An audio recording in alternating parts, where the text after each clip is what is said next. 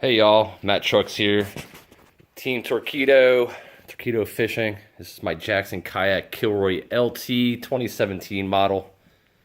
And I'm just going to show you how I did with the new Torqeedo Ultralight 403 AC mount and longer pylon, which is required. So basically, I took a piece of starboard. It was 8 inches by 12 inches, just a rectangle piece. I believe this is 3/8 thickness. And what I did was I took the existing handle out of here, and with longer bolts, I attached that to where the handle was. I moved the handle to this location, so it's a good area to be able to pick the back of the boat up. Also added spacers under here to get this higher. So now under here you'll see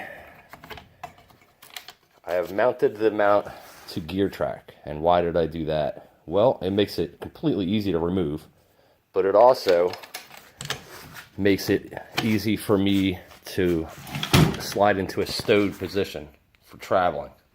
I car top all the time, and when I lift the back of the boat here with it in the position that it typically will be for the 403 or for the power pole mounts, it would hit the ground and scrape all up. So modified that, and that's pretty easy. Just lock down the T-bolts.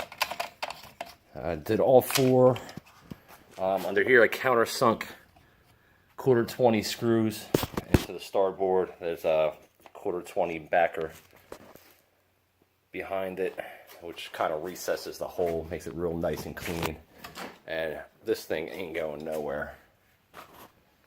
I also relocated my steering cables. I had to change these out anyway. They were kind of beat up from different motor configurations. So I removed them from this area here, and I put them back to the original area back here. So now I'll have a full turning radius. So as you see, I'll go left, and left is pretty much 90 degrees. Yep, pretty cool setup. I'll do some more videos to elaborate how I did the whole process and also write an article. Thanks for watching.